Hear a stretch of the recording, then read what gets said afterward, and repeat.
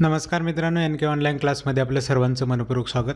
मित्रांनो, इयत्ता 12वी अर्थशास्त्रामधील प्रकरण क्रमांक 1 सूक्ष्म व स्थूल अर्थशास्त्राचा परिचय या प्रकरणाच्या बोर्ड परीक्षेसाठी महत्त्वाचे प्रश्न, इम्पॉर्टंट प्रश्न, IMP प्रश्न आपण त्याला म्हणतो, त्या संदर्भातला आजचा हा पहिला आणि महत्त्वाचा व्हिडिओ. बऱ्याचशा विद्यार्थ्यांनी कमेंटमध्ये सुरुवात केलेली आहे की सर महत्त्वाच्या प्रश्नांविषयीचा हा पहिला व्हिडिओ आपण अपलोड करतो आहे. मी यापूर्वीही बऱ्याच वेळेला विद्यार्थ्यांना सांगितलं आहे की बोर्ड परीक्षेची जी आपण तयारी करतो ती वेगवेगळ्या स्टेजमध्ये, वेगवेगळ्या टप्प्यामध्ये, वेगवेगळ्या प्रकारे करावी लागते आणि त्या सगळ्या तयारीचा एकत्रित परिणाम तुम्हाला 12वी बोर्डची परीक्षेच्या मार्कांवरती झालेला दिसून येतो किंवा तिथं पाहायला मिळतो. जर तुमची तयारी वेगवेगळ्या पद्धतीने चांगल्या प्रकारे झाली तर तुम्हाला चांगले गुण ह्या परीक्षेमध्ये मिळू शकतात. त्या संदर्भातले आपण वेगवेगळे व्हिडिओ देखील अपलोड करतो आहे, वेगवेगळे मेथड देखील विद्यार्थ्यांना पोचवत आहोत त्यांच्यापर्यंत. तर यामधली आणखी एक महत्त्वाची पद्धत आहे ती म्हणजे महत्त्वाचे प्रश्न कोणते आहेत की ज्याचा अभ्यास करून जाणं गरजेचंच असतं किंवा त्या प्रश्नांचा अभ्यास तुमचा झालेलाच असला पाहिजे. मग हा जो महत्त्वाचा एक टप्पा येतो शेवटच्या टप्प्यामध्ये, त्याविषयीची माहिती आपल्याला एक सिरीजमध्ये सुरू करायची आहे आणि प्रकरण 1 ते प्रकरण 10पर्यंत आपण असे इम्पॉर्टंट क्वेश्चनचे व्हिडिओ अपलोड करणार आहोत आणि यानंतर इतर विषयांच्या संदर्भात देखील अशा पद्धतीने इम्पॉर्टंट क्वेश्चन शोधले जातील. पण त्या विषयांचे प्रश्न शोधतोपर्यंत बाकीच्या विद्यार्थ्यांनाही स्वतः असे प्रश्न शोधता यावेत किंवा ते प्रश्न शोधून त्याचा अभ्यास करता यावा यासाठी आपण अर्थशास्त्राची माहिती आधी घेतलेली आहे. तिथं जी माहिती सांगितली जाईल, ती मेथड सांगितली जाईल, ती मेथड तुम्ही इतर विषयांना अप्लाय करा आणि तिथंही अशा प्रकारे महत्त्वाचे प्रश्न शोधा. आपण तयारी करतो आहे फेब्रुवारी 2024च्या परीक्षेची. तर या परीक्षेसाठी अर्थशास्त्र या विषयातल्या महत्त्वाच्या प्रश्नांचा आपल्याला अभ्यास करायचा. आता हे महत्त्वाचे प्रश्न कसे शोधायचे यासाठी आपण वेगवेगळ्या पद्धतीने विचार केलेला आहे आणि त्या सगळ्या घटकांचा एकत्रित परिणाम आपण ह्या महत्त्वाच्या प्रश्नांची निवड केलेली आहे. पहिलं तर आपण प्रकरणानुसार विचार करतो आहे. प्रत्येक प्रकरणावरती आत्तापर्यंत कशा पद्धतीने प्रश्न विचारण्यात आले होते, कोणते प्रश्न विचारण्यात आले होते, तेच प्रश्न का विचारण्यात आले, मग आत्ता कोणते विचारण्यात येऊ शकतात, असा विचार केलेला आहे. त्यानंतर गुणांनुसार देखील विचार केला आहे. किती गुणांचा प्रश्न विचारला जातो, 1 गुणांचे किती विचारले जातात, 2 गुणांचे किती विचारले जातात, 4 गुणांवरती प्रश्न आहे का, 8 गुणांवरती प्रश्न आहे का, असे गुण विभागणी विचारात घेऊन देखील आपण विचार केला आहे. त्यानुसार इम्पॉर्टंट क्वेश्चन शोधलेले आहेत आणि प्रश्नांनुसार देखील आपण विचार केला आहे. कोणता प्रश्न ह्या प्रकरणावरती महत्त्वाचा आहे, कोणता प्रश्न विचारला जातो सतत, असे बरेच विचार करून हे प्रश्न तयार केलेले आहे. चला तर मग पाहूयात पहिल्या प्रकरणावरती कोणते महत्त्वाचे प्रश्न विद्यार्थ्यांनी करायचे. मित्रांनो, हे प्रकरण बोर्ड परीक्षेमध्ये 10 गुणांसाठी आहे. आपण याची माहिती घेतलेलीच आहे. 10 मार्कासाठी हे प्रकरण जर असेल तर तुम्हाला आत्तापर्यंत झालेल्या परीक्षेत 10 मार्काचे कोणकोणते प्रश्न विचारण्यात आले त्याचा विचार करावा लागेल आणि मग त्यानुसार आपल्याला इम्पॉर्टंट क्वेश्चन तयार करावे लागतील. तर इथं आपण पाहिलं की ऑक्टोबर 2021मध्ये पहिली परीक्षा झाली होती.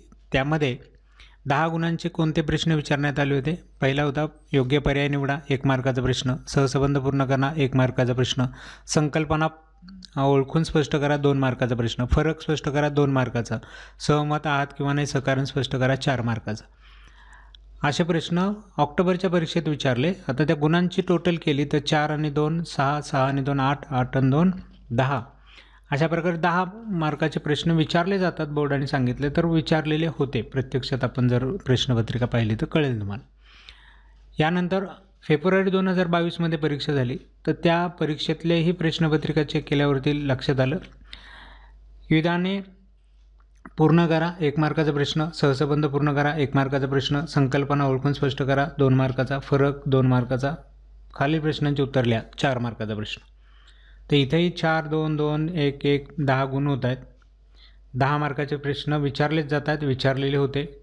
जुलै 22मध्ये पुन्हा परीक्षा झाली, तर त्या परीक्षेत योग्य पर्याय निवडा, सहसंबंध पूर्ण करा, संकल्पना, फरक आणि सहमत, म्हणजे 4 2 2 1 1 अशा पद्धतीचे 10 मार्काचे प्रश्न तुम्हाला ह्या परीक्षेत देखील ह्या प्रकरणावर विचारलेले दिसून येणार आहे. यानंतर फेब्रुवारी 23मध्ये परीक्षा झाली. या परीक्षेमध्ये विधाने 1 मार्काचा प्रश्न होता. विधाने पूर्ण करा. गटात न बसणारा शब्द ओळखा, 1 मार्काचा प्रश्न. खालील प्रश्नांची उत्तर लिहा, 4 मार्काचा प्रश्न. आणि सहमत आहात किंवा नाही, 4 मार्काचा प्रश्न.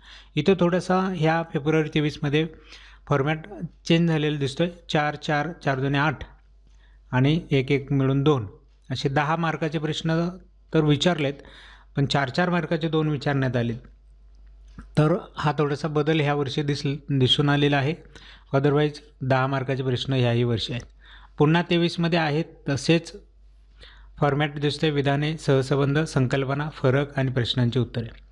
मग आता आत्तापर्यंत झालेल्या सगळ्या प्रश्नपत्रिकांचा विचार केला तर तुमच्या लक्षात येते सहसंबंधाचा प्रश्न फक्त 1 वर्ष सोडला तर दरवर्षी सहसंबंधाचा प्रश्न येतो आणि त्याच्यात ह्या प्रकरणावरचा सहसंबंध आहे. मग तुम्ही अभ्यास करून जाताना सहसंबंधाचे सगळे प्रश्न करून जायला हवेत, कारण विचारलाच जातो आहे. दुसरं, पर्याय आणि विधाने पूर्ण करा, जवळपास सारखेच प्रश्न आहेत, ते देखील दरवर्षी विचारले गेलेले आहेत. फरक पहा, फरक दरवर्षी विचारला गेलेला आहे ह्या प्रकरणावरती. संकल्पना ओळखून स्पष्ट करायचा प्रश्न देखील दरवर्षी विचारला गेलेला आहे. म्हणजे कोणते प्रश्न करायचे तुम्हाला इथून लगेच कळतात आणि त्यानुसार अभ्यास करून गेला तर नक्की तुम्हाला फायदा बोर्ड परीक्षेत होईल. म्हणून जुन्या बोर्ड प्रश्नपत्रिका विचारात घेऊन जर तुम्ही अभ्यास केला तर नक्की तुम्हाला त्याचा फायदा बोर्ड परीक्षेत दिसून येईल.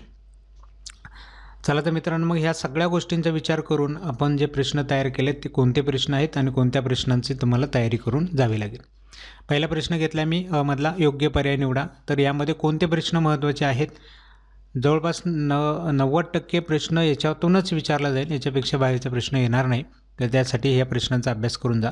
सूक्ष्म अर्थशास्त्रातील संकल्पना आणि आपल्याला 4 उत्तराचे पर्याय देतात, त्यामधून योग्य उत्तराचा पर्याय आपल्याला निवडायचा आहे. म्हणून प्रश्नाचं नाव आहे योग्य पर्याय निवडा. तर उत्तरांचे पर्याय निवडायचे आहेत. इथे 4 पर्याय दिलेले आहेत.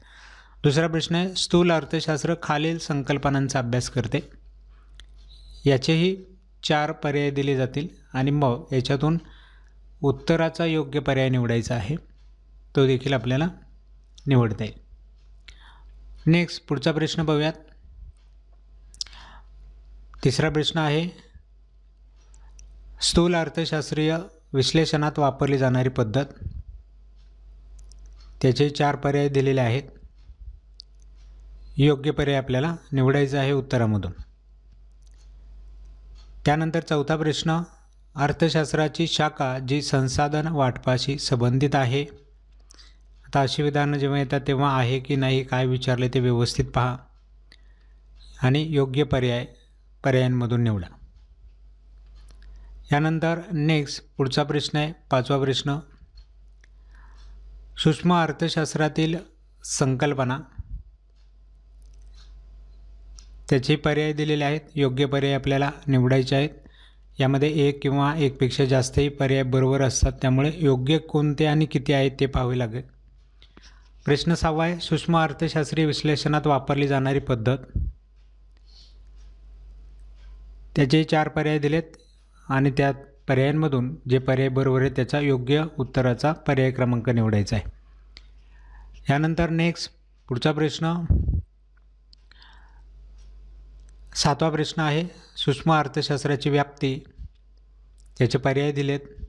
जे व्याप्तीचे मुद्दे असतील ते आपल्याला ओळखायचे आणि त्या पर्यायांचे योग्य उत्तरातले पर्याय सांगायचे.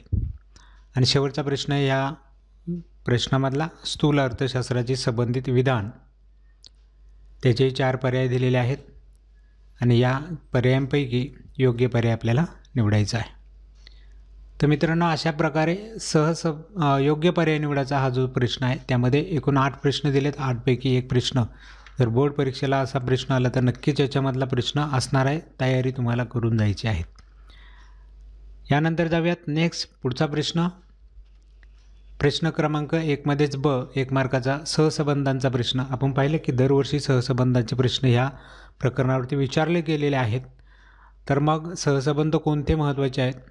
पहिला सहसंबंध सर्वसाधारण समतोल स्थूल अर्थशास्त्र आणि टिंबटिंब सूक्ष्म अर्थशास्त्र. दुसरा स्थूल अर्थशास्त्र उत्पन्न आणि रोजगार सिद्धांत सूक्ष्म अर्थशास्त्र टिंबटिंब दिले. मॅक्रॉस स्थूल अर्थशास्त्र तर मायक्रॉस टिंबटिंब. चौथा दिलं आहे सूक्ष्म अर्थशास्त्र विभाजन पद्धत स्थूल अर्थशास्त्र टिंबटिंब. आणि पाचवा दिलं आहे सूक्ष्म अर्थशास्त्र झाड तर स्थूल अर्थशास्त्र टिंबटिंब. हे 5 महत्त्वाचे सहसंबंध आहेत. ह्या 5 सहसंबंधांचा अभ्यास तुम्हाला करून जायचा आहे. यानंतर जाऊयात नेक्स्ट पुढच्या प्रश्नाकडे. पुढचा प्रश्न आहे विसंगत शब्द ओळखा किंवा त्याला आपण गटात न बसणारे शब्द असंही म्हणतो. तो प्रश्न ओळखायचा आहे. त्यामध्ये घटक दिला जातो. उदाहरणार्थ सूक्ष्म अर्थशास्त्राची वैशिष्ट्ये आणि पुढं वैशिष्ट्ये दिलेली असतात. यामध्ये सूक्ष्म अर्थशास्त्राचं वैशिष्ट्य नाही असा जो पर्याय असेल तो आपल्याला सांगायचा आहे. यानंतर स्थूल अर्थशास्त्राची व्याप्तीचे घटक देतील जे त्या व्याप्तीच्या घटकात नाहीत असा घटक ओळखून पर्याय सांगायचा आहे. तर इथं फारसे विसंगत शब्द नाही आहेत. बोर्डाला आत्तापर्यंत एकदाच विचारला गेलेला क्वेश्चन आहे त्यामुळं थोडेच प्रश्न या ठिकाणी दिसत आहेत. क्वेश्चन दुसरा उदाहरणावरून संकल्पना ओळखा व स्पष्ट करा. हा प्रश्न सतत दरवर्षी विचारला गेलेला आहे या प्रकरणावरती. तर हे प्रश्न तुमच्यासाठी महत्त्वाचे आहेत. फक्त व्यक्तींची नावं जी आहेत ती नावं बदलतील त्यामुळे नावांवरती फोकस करू नका. बाकी प्रश्न त्याच अर्थाचा तसाच असतो. गौरीने एका विशिष्ट उद्योगातील वैयक्तिक उत्पन्नाची माहिती गोळा केली. रमेशने उत्पादनविषयक सर्व निर्णय स्वतः घेण्याचे ठरवले. उदाहरणार्थ काय आणि कशाचे उत्पादन करायचे वगैरे. तिसरा प्रश्न आहे शबानाने आपल्या कारखान्यातील कामगारांना वेतन आणि बँक कर्जावरील व्याज दिले. चौथा आहे राजेशने त्याला 1 महिन्याच्या कालावधीत किती वेळा रिक्षाने प्रवास करावा लागतो हे मोजण्याचे ठरवले. तर अशा प्रकारे मित्रांनो 4 महत्त्वाचे प्रश्न या ठिकाणी आहेत. त्यांचा अभ्यास करून जा. संकल्पना कोणत्या आहे ते पाहून जा. प्रश्न दुसरा आहे फरक स्पष्ट करा. फरक देखील दरवर्षी विचारला गेलेला आहे पण ह्या प्रकरणावरती सरळ जे फरक तयार होतात ते फरक फार कमी आहेत. 2-3च आहेत तरी दरवर्षी विचारलेत. त्यामुळे तुम्हाला रिपीट फरक विचारलेले पुन्हा परीक्षेला आलेले दिसतील.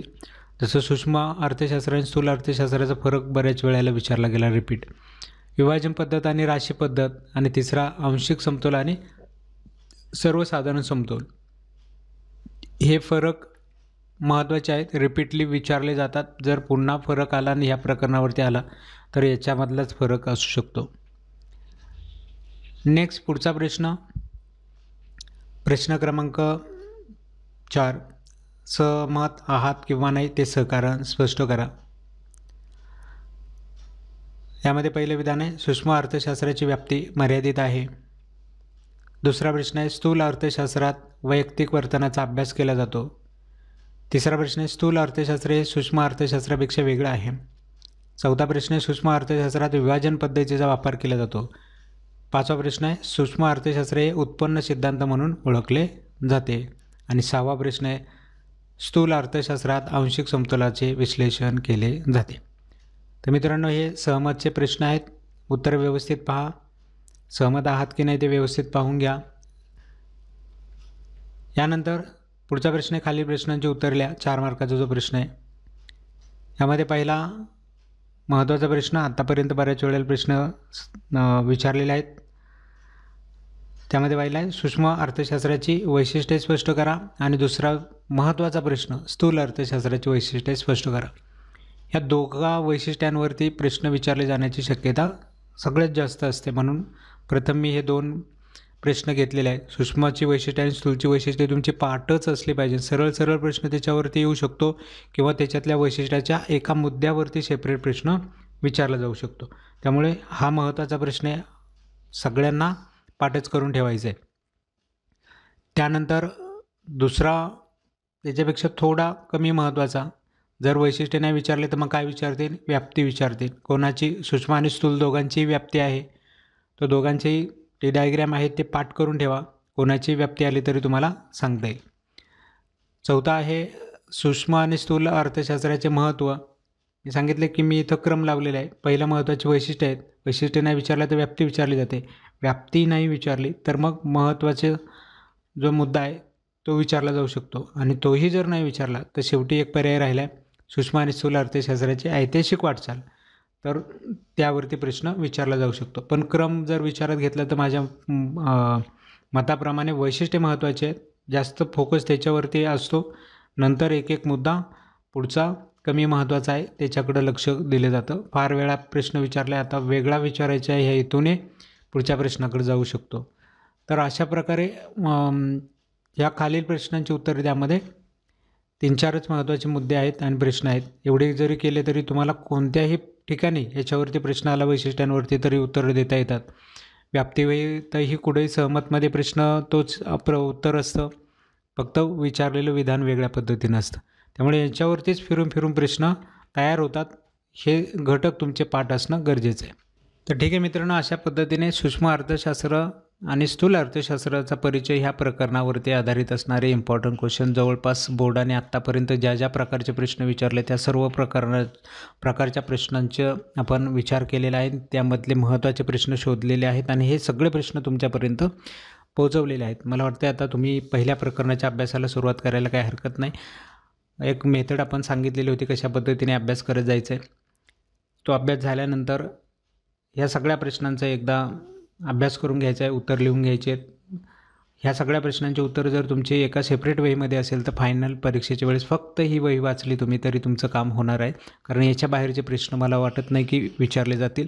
आला एखादा क्वेश्चन तर तो फार क्वचित एखादा प्रश्न बाहेरचा विचारला जाऊ शकतो, वेगळा विचारला जाऊ शकतो. अदरवाईज बाकी सगळे प्रश्न याच्यातलेच असणार आहेत.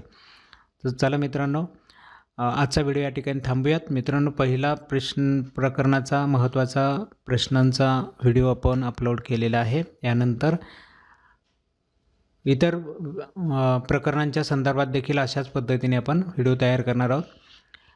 आजच्या ह्या प्रश्नांच्या संदर्भातल्या व्हिडिओच्या आधारे तुम्हाला काही शंका असतील तर त्या विचारू शकतायत आणि आजचा व्हिडिओ कसा वाटला ते देखील कमेंटमध्ये सांगू शकतायत. दिलेले प्रश्न कशा पद्धतीने योग्य आहेत की याच्यात अजून काही घटक बाकी आहेत आणि काही करायला हवं, अजून तुमच्या मनामध्ये काही वेगळ्या संकल्पना असतील तर त्याही तुम्ही कमेंटमध्ये सांगू शकताय. चला मित्रांनो, भेटूया पुढच्या नवीन व्हिडिओमध्ये. तोपर्यंत नमस्कार.